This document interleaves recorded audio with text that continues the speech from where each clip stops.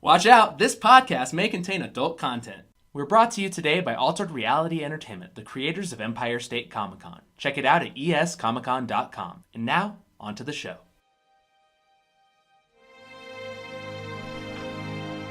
Hello and welcome to On the Case, an investigative television podcast. Casey and Eli. I'm Eli. Casey's going to tell you who we're talking about today, but we're investigating all of the characters in Game of Thrones ahead of the final season, and then, when the season's actually going, we're going to review each episode every week. Tell you guys what we think about it. But Casey, who are we talking about today?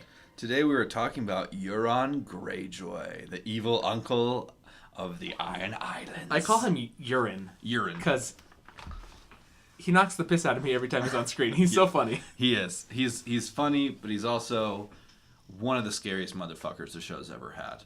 And the show writers said, that when he was coming, that he's going to make Joffrey and, Ramsay look like nothing. And so far, he's done some things that kind of make him live up to that, but I don't know if he's quite done everything he's got up his sleeve yet. In the books, he's a bit more terrifying because they give him a lot more time, but in the show, I think he's got a few big parts left to play in the last 6 episodes. So when we were doing our when we were doing our Gendry episode, yeah, I would have given the best weapon award to Gendry for his hammer because it looks so cool. Yeah, and he made it himself. But unfortunately, Euron exists, and I have to give Euron the award for best weapon. Have you seen his axe with the tentacles of the octopus? The Kraken? Yeah, it is awesome. It is really cool, and he has that whole ram gate that he crushes people with. So hats off. Actually, the real award goes to the Game of Thrones costume department because they're always just making the realest, coolest looking amazing. Seriously, if I could just have a replica of every cool weapon in Game of Thrones on my wall, you could just do it. You could just do it. Absolutely. Yeah. Okay, so where do we last see Euron? Euron is last seen fleeing the meeting at King's Landing, assuming we think to leave. He's leave. not lying. Mm-hmm. He's saying he's going to go wait out the storm, basically, in the Iron Islands because the Whites and White Walkers can't swim. But what we find out later in the episode is that Cersei actually sent him to use his fleet to get the Golden Company, which she can now buy with her new line of credit, basically, from Braavos, and ship her new army back to Westeros. Yes, the Gold Company. Yes, the Gold Company. And they are the biggest and most illustrious, successful brand of sellswords in all of Essos. In the world, probably. Yeah, can't wait to see them all dead. Yeah, me too. And they're elephants. Yeah. How do you get elephants across the these sea. Boats must be humongous. Or I don't know. Maybe the elephants are tied to the side of the boat. Helium balloons? I don't know. But he's going to bring them back, and that'll be a big plot point for Cersei's army to arrive in Westeros. For Cersei to have an army now. Yeah. And Theon is chasing after him to try and get Yara back. But Theon might think he went to the Iron Islands. So does he go to the Iron Islands? Or does he see their giant fleet leaving? Because they're going to have to pass him and Dragonstone if this is all happening in real time. So he might just follow them to Essos. Yeah. And try and maybe, attack and surprise in the night or something. Steal some stuff. All right, so top moment, Euron. What's his best moment? Euron's top moment is probably that attack, right? When he takes the because he completely turns the tide because if there's no matter what happens at High Garden, no matter what happens at Casterly Rock, if there is a High Garden / Martell army marching on the capital right now, it's game over. Yeah, I mean they never get the High Garden treasure. Yeah, that's true. I mean he basically makes it look like he's just attacking a couple dozen ships with 1,000 ships. So it's a pretty easy victory. But he also takes Yara, so he cuts off the head of this Greyjoy, this smaller Greyjoy fleet that's loyal to Daenerys. But still he takes the Sand a Snakes. good means of traveling the army of the Reach and of Dorne. Yeah, they needed those ships. And then without the leaders of Dorne, or without them being held hostage, the Dornish are not marching on the capital. They've been neutralized. Yeah. So, I mean, that from a perspective of top moment, he did the most to swing the history of the country. Yeah, you're right. Because the last episode of season 6, we see Daenerys sailing towards Westeros with 3 dragons, all are unsullied, a Khalasar of almost 100,000, and then we have the Tyrells who we know have more with money Varys, and grants, with Varys and with the Sand Snakes and Ilaria Sand and all of Dorne's might at her back. And it's like, how the hell are they going to stop her? Well, basically, with one move, Euron Greyjoy neutralizes two of her alliances and gives Cersei some much-needed revenge. And money. And then she plays the Unsullied. Like, it's all... I mean, it really came up Cersei a lot in last season. It's kind of crazy how the dominoes are all just falling against Daenerys for most of Season 7 when she comes in with her guns loaded, looking invincible. But if you got the North on your side... Yeah. I think it's good. Okay, either way. All right, so we'll see. You know what my Euron top moment is? The King's Moot. No, but that's a good one. I'm all in on King's Moot. I'm all in. We'll get to King's Moot in a second. I'll let you King's Moot it in a second. But it's when him and Jaime are in the throne room and he asks Jaime how his sister likes it. Yeah. That is for me. That was like the highest level of comedy. God, and, like, it was just so good.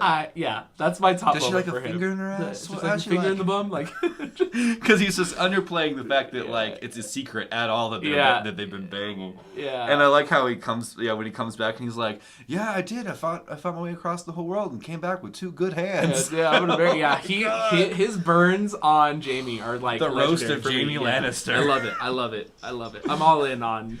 Yeah. I really like Euron as a villain. I mean, ultimately, like I don't think like the performance isn't blowing me away. The character could be in or out of the show for me, but I've really enjoyed what he's done with the minutes he's been on screen. I'm just like, you know what, this is great. He's made a very small amount of time and a very small amount of build up for a character have a humongous impact on the show. On the world. Yeah. I love the King's Moot just because, you know, Theon has this great moment where he seems like Reek is behind him, and he speaks up for his sister in an amazing way, and you feel like, wow, how could you beat that speech? Like, he's totally right. He's totally right about Euron being gone. He's totally right about accusing him for killing his father. He's totally right that Yara's been there and raised that way and been loyal and that she's the right person. And then Euron comes in and just shatters fucking everything. Makes fun of Theon being dickless and says he's going to, like, seduce the Dragon Queen and all this. And he just, I don't know, he just literally changes the game. Like, every season or every moment he's had that we've talked about so far has changed the trajectory of the show and several characters. So I was actually going to bring something up because we don't often criticize the show because we love it so much, obviously. Of course. And we open a lot of these by saying, hey, this person's a great character. Yeah. And, like, there has to be some bad characters in the show. I think I'm not necessarily saying that Euron is a bad character, but I think besides the King's Moot, they really fumbled his, like, first season or his first entry, because you can even see that when he came back in the second season he was in, he had a new look. Yeah, he was revamped, and they clearly wanted to, like, wash the palette of the audience and, like, reintroduce him as, like, no, he is a threat. He, like, and they gave him a whole new look. So, like, that's something that I did notice. And so like, when I said earlier, like, you seemed surprised on your face, like, when I said that I take him or leave him for Euron for me. Like, I know the things that he's done on the chessboard, and it's not anything to do with, like, the actor, but I think, like, that first season, like, it was kind of a little fumbled. Well, and in the books, he does so many other things, too. He has Dragonbinder, this horn that supposedly... Yeah, and he's an amalgam dragons. kind of He's got a Valyrian steel set of armor. He goes and, like, drinks the drink that the warlocks drink to, like... He tries to, like, have magical powers. He's insane. He thinks he is the drowned god. He says, like, I am the Storm Brother. Like, his intro was pretty cool and pretty... well suited to who his character is. It's just that I think and it actually kind of makes sense because he looks so dull and kind of like he could be anybody in the first times we see him in the King's Moot and everything. And then in season 7, he's got this new haircut and like these new the beard clothes. Looks nice. The sexier V cut with like the leather going to the side. Like, just, but like, if you think about it this way, when Theon first goes to the Iron Islands, it's the first time we see them. Everyone there's like super in drab clothes, and he's like dressed in like this nice finery, and he gets super ridiculed for it. True. So if Euron's going back there to win the minds of the people, he was dressed perfectly, right? Yeah, and also because it's not about if you didn't pay the iron price for it, but then to go seduce Cersei, he changes everything about himself. He's kind of a master manipulator. So if you think about it that way, it could be the show kind of saying, "Hey, this guy doesn't stand out enough. Let's pivot his look to make him stand out." But it also could be that he's just playing the people the way they need to be played. Yeah, you're right. And like he was in exile before, so maybe he is a little gruffer, and then he does come into some success, and he becomes the Lord of the Iron Islands. So maybe he does switch it up at that point. But just for me, from a visual standpoint, like I do think that it like basically what you were saying. So like Yeah. he does look very different, and maybe it is. He's like a Because Ted he's Bundy playing type different. dude. I think he's like, honestly, he could be He's smooth. manipulating. Okay, I like he that. He could be smooth, and then he could be vicious and bloodthirsty. I mean, when he's on that ship and there's like blood all over his face, he doesn't look like he's there to take care of business. He looks like he's like enjoying it, having fun. Yeah. Like he's on a hunt or enjoying it, something, Okay. playing a game. I've never thought of it that way. I mean, now that you've introduced that into my headcanon, I kind of believe that a little bit more now. Okay. Yeah, he's traveled the world. He knows a little bit about everything. So then maybe you're turning my opinion on him. But now let's talk about some of this dude's worst moments. Worst moments. I think his worst moment is having to pretend to be a coward and leave the meeting after he sees the white. But also it's kind of like when he tries to like shit on Theon and they're like, who invited this motherfucker? I was gonna bring up the just really low bar jokes. Yeah, because he's like, everyone tells him to shut the fuck up basically, and he's still talking, and then Cersei's like, shut up, and he's like, okay, like a little dog or whatever. Yeah. He knows his role, but yeah, that was like the lowest I've seen him, but we haven't seen that much of him either, so. I'd say that his when he brings the Sand Snakes to the capital. Yeah. With his new design and what I was getting from him. Yeah. I thought maybe there could have been a little more pomp and circumstance to what he was doing, and I know it's like the kind of like walk of shame that kind of Cersei did through the audience, and like when he gets into the throne room. I just thought there could have been a little bit more there, so it's not necessarily a worse moment, but just like a kind of a. Meh. I could have had more from the moment, and like maybe that's a production thing. Maybe that's they only had so many days to shoot that scene, or the budget, or like they're just like, hey, we just need to do a simple this. But like that scene specifically, I remember being like, oh, I thought he'd be a little more ridiculous. I thought he was a little muted in that scene. They put it in the trailer, and they made it seem like it was going to be a big deal. I don't know. I like the part where he says to Yara something along the lines of, like, they've always shit on us, Greyjoys, and now look at me, I'm a hero in the streets, bringing in you, like, and all these people that, like, need to be served justice or whatever. I thought it was kind of cool. But, yeah, it could have been more, because it was more for Cersei, I think. Because I think that's the episode that's called, like, the Queen's Justice. Yes. When she does all that horrible shit to them in the cellars. Oh, my God. Or the dungeons. Oh, my God. That's crazy. But, yeah. Yeah, I mean, Euron hasn't had enough moments to have, like, some really bad moments, but I think just... Yeah, I mean, he's only been in 2 seasons, right? Yeah, and barely in season 6. I think maybe 2 or 3 scenes, if that. It's mostly just, like, he throws Balon off the ropes in Pike, and then it's the Kingsmoot. Yeah. I think that's pretty much it.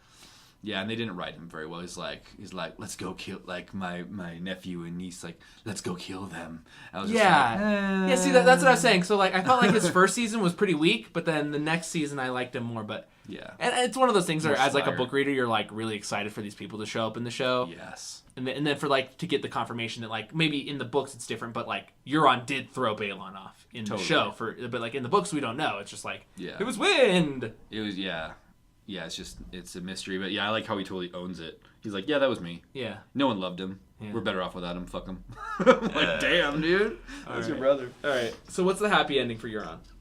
I think the happy ending would be if the North won against the Night King and all them, and there's just like very few left. Him and the Gold Company just sweep through. And he puts a baby in Cersei and then maybe when the baby's dead, he kills Cersei, and now he's king of everything. Yeah. That'd be what he wants, I think. Yeah, when Cersei gives birth to the baby, then he just... Yeah, he doesn't love anyone, and I think he'd probably even kill his kid, like at if it seemed like he wasn't gonna be able to live in his old age without his son like taking the throne from him. Yeah, he's a crazy fucker, and he only loves himself. And he thinks himself a god. I think the only happy ending for Euron in his mind would be to be ruling over all men. Nothing less. Gotcha. So my happy ending is that you got a big old smile. He got something. He gets on a boat. Okay. He just sails off. Yeah. Yep. He just sails off. That's it? That's it, man. That's boring as shit. I'm glad you're not writing the show. He just sails off, man. He does like, exactly what he said. You know what? He's like, I do not like zombies. No, thank you. Peace out. Yeah, and he just sails off. Sails off into the sunset. I like it. Yeah, I don't know about that. And what'd be really cool is if like, because he's famous for cutting people's tongues off. That's why his boat's called the Silence, because in the books he goes mad during a storm and cuts everyone's tongue off so he can just listen to the water, because he thinks he's like the god of the water and the storms and all that. And I think that's probably what he'll end up doing to Yara, unfortunately. But It'd be kind of crazy if he did it to Cersei. Yeah. Could you imagine Cersei without being able to talk? Yeah, that'd be crazy. Oh my god. Silence, yeah. Okay, so I actually have. You want the second part? Sure. To my happy ending. Oh, he goes somewhere. He doesn't just sail off into the horizon. Well, I didn't tell you the situation in which he's sailing off into the horizon. Gotcha. So actually, Daenerys wins the war. Cool. And her and Jon, as king and queen now, they decide that they want to melt down the wall because, of course, they don't want to have that separation anymore. They want the wildlings to be able to be a part of the kingdom. Mm-hmm. So no longer the 7 kingdoms, it's the 8 kingdoms. It's the north and the north or north, basically. Oh, wow. Yeah. But they melt down the wall, which raises the sea level. And they don't know science, so they didn't know about this. So the world is just way more ocean. Jeez. And Euron, having all the boats, becomes effectively a water world like type captain of the seas, and they're like on these little islands, they're like they need supplies. He's like, well, give me this or that, and he gets to pirate and then at some point he makes a deal with this guy who has a locker and to get his ship resurrected from the ocean, and then there's this other pirate named Barbossa. Okay, we're done with this. Okay. I cannot believe this. For a second, I was like, did you and Al Gore write this movie? I was going to completely do the entire plot of Pirates of the Caribbean until you cut me It's off. not that long of a show. I was ready to do it. There's no Tortuga. This is Westeros. God damn it. This is the tale of Euron Greyjoy on a mystical quest to get a dragon queen.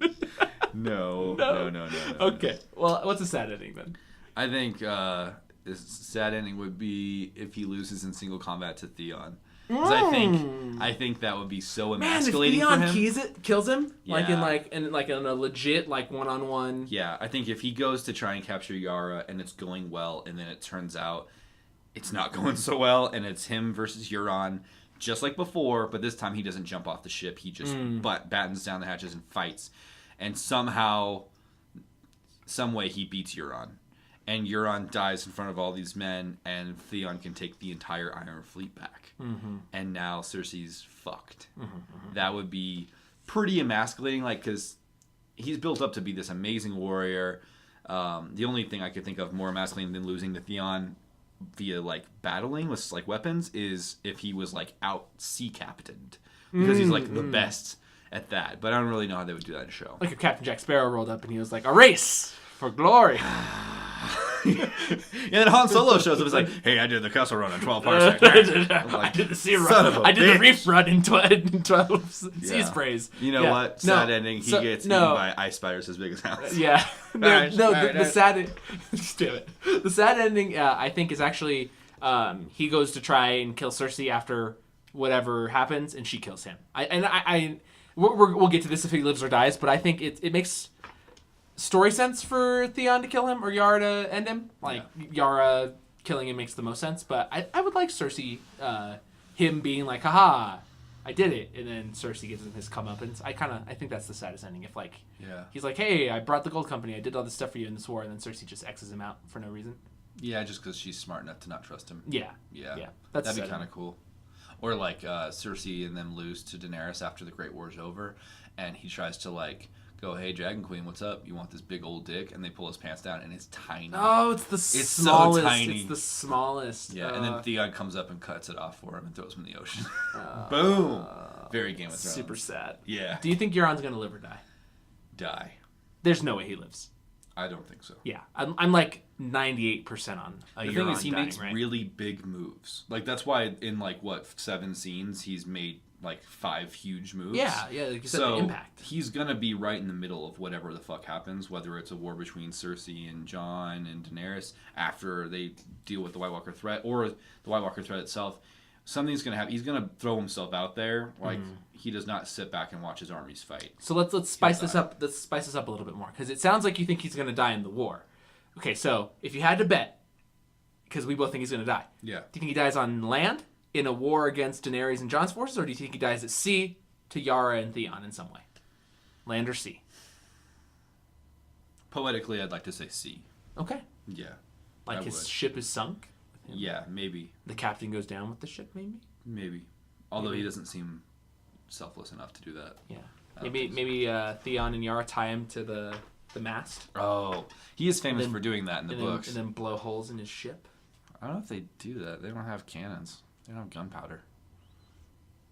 Oh yeah, you're right. You're getting all mixed up with Island of Tortuga. Island of Tortuga. On a mystical quest. That's not gonna happen. I think honestly he might get attacked in the ships, but I think he'll probably die on land. But if I wanted him to die somewhere, it'd be on a boat. Okay. It'd be really cool. Maybe like a wildfire thing. What if like he tries to betray Cersei and then she uses wildfire on him? I would love that. That'd be sick. That'd be dope. I can never have enough wildfire on the water. Is dope. He Azor Ahai? Definitely not. Nope. Okay. Nope. He's a fucker. Any other theories with this dude? No, I mean in the books, yes. There's a lot more to him in the books with all like his magical elements that he's trying to like uncover. But in the show, I think there's no chance we see Dragonbinder or any of that nonsense, right? No, I think the most crazy theory that I could come up with is like if he's in the Red Keep with Cersei when Jon and Daenerys lay waste to them, and like if Jaime is the one to kill Cersei, if him and Jaime get to have like a really badass battle at the end because he like totally like pissed on him earlier. I'd like to see that. I'd like to see Jaime kill him. That'd be really cool. Yeah, that's cool. I'm into that. Mm-hmm. You kind of made me think it would be interesting to see him. Like the happiest ending would be like he just blows Dragonbinders like, and then the dragons are his, and then he just wins Westeros. Oh, like, he just rides away on them. Yeah, it's like fuck you guys. Yeah. Daenerys, you dummy, for melting on the ice. I'm just gonna fly away. If they had Dragonbinder in the show, the best ending I could think of is if he thinks himself a god and he tries to blow it, and in the books, anyone who blows it, it like melts you from the inside out. If he just like starts like just coughing up blood and like his innards just turn to lava, that'd be sick. I'm into that. Anyway, he dies would be great. We all need, we as an audience, we want to see him die in a just a really satisfying way. Yeah. Hopefully at the hand of another Greyjoy. Yeah. He deserves it. Theon or Yara. There's a special place in hell for people that kinslay in this show, people that kill anyone in their family, and he killed his own brother. So they're generally getting revenge for their dad. Yeah. Even though they both hated him. Yeah. The only kinslayer I'm rooting for is Tyrion. Yeah. Because he killed his dad. But his dad deserved it too. Yeah. And Shay the funny whore. Still stole his girlfriend, sentenced him to death for a crime he didn't commit. Pretty rough. Yeah. Pretty rough. I think he was going to die anyway. But It's a different show. It's a different tale for a different day. Either way, thank you so much for listening to On the Case Game of Thrones. We're going to do another episode. Who are we going to do next? I think the next episode we've got the leftover characters of Essos, including Tycho Nestoris of the Iron Bank of Bravos, Jaqen Hagar, and Dario Naharis. Yeah. Well, we'll do that next. So thank you, as always, for listening to On the Case Game of Thrones with Casey and Eli. The show is always brought to you by Ultra Reality Entertainment. They are the creators of Empire State Comic Con. Check it out at escomiccon.com. Celebrities, vendors, artists, cosplay, and more. It's going to be a blast. All right, guys, bye. See you next time.